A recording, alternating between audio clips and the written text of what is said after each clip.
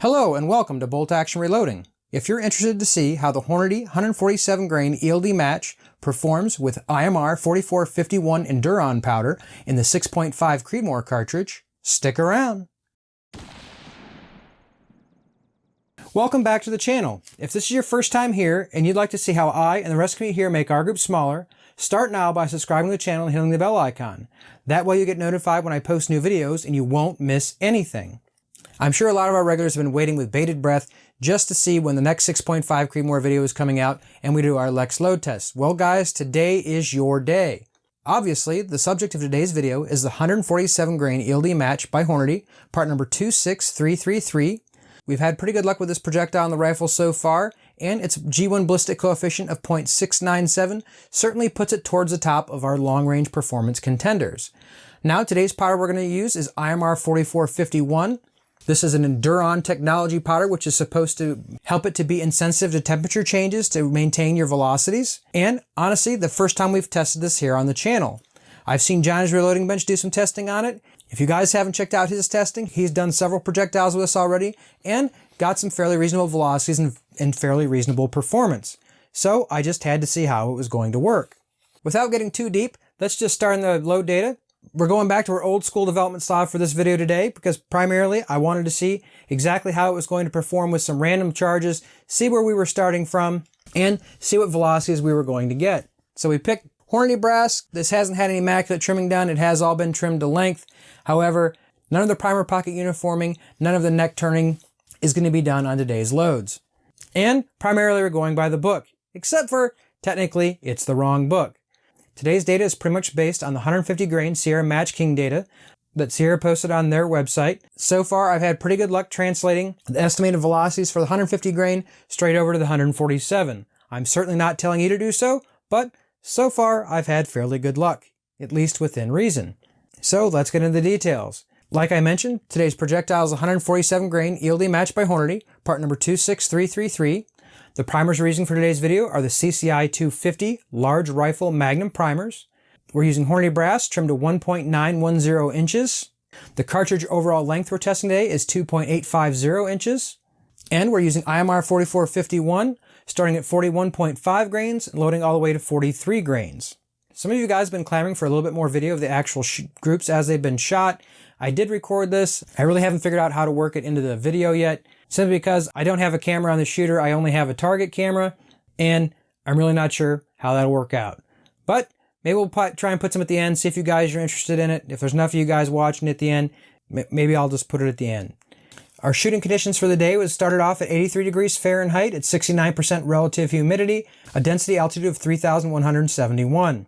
With a wind at 5 o'clock at 6 to 7 miles per hour. So guys, let's get right into the load data. Starting at 41.5 grains, our estimated velocity was 2612 feet per second. Our actual velocity achieved was 2618. Our standard deviation was 18.7, extreme spread of 39, and a 0.993 MOA group. At 42 grains, our estimated velocity went to 2644 feet per second. Our actual velocity was 2664, standard deviation of 11.4, and extreme spread of 26. But a 0.967 MOA group. At 42.4 grains, our estimated velocity was 2669. Our actual velocity went to 2686, standard deviation of 18.5, extreme spread of 39, and a 0.956 MOA group. At 42.7 grains, our estimated velocity was 2687. Our actual velocity we achieved was 2706, standard deviation of 7.2 with extreme spread of 20, and a 0.636 MOA group.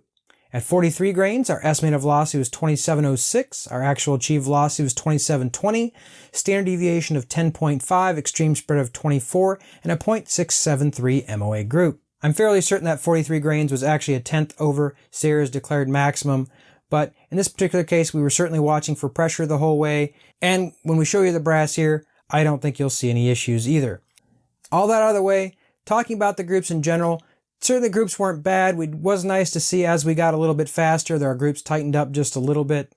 Unfortunately, our statistics weren't really spectacular today, but like I mentioned, this Hornady brass really hasn't given us the best statistics historically, so it is very possible with a little bit more case prep, these numbers might have been a little bit better. It's probably not all IMR4451's fault. And we might as well get right into the brass, so I'll take a quick photo of the brass. If you guys look at the picture, you'll notice we do have a little bit of flattening the primers, but certainly nothing out of the ordinary that we haven't seen before. There's really no ejector marks or anything like that to give us any indication that there's any issue with the pressure on these cases at all. And like I mentioned, it was fairly warm for the day. I know the high when I was out there for that day actually did reach 93.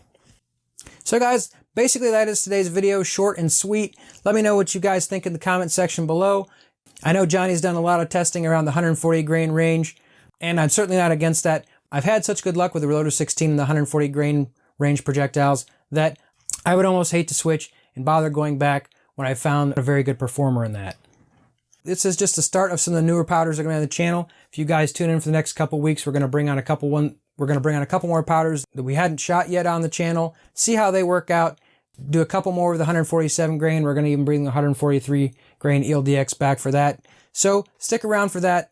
Keep looking for those videos. And if there's something specific that you're looking for, please put in that comment section below as well. I hope you guys enjoyed today's video and found it informative. If you have any comments or questions on the video, please put those in the comments section below. If you're not subscribed to the channel and you like the content, please consider subscribing to the channel and hit the like button. And like always, until next week, stay safe in small groups, everyone.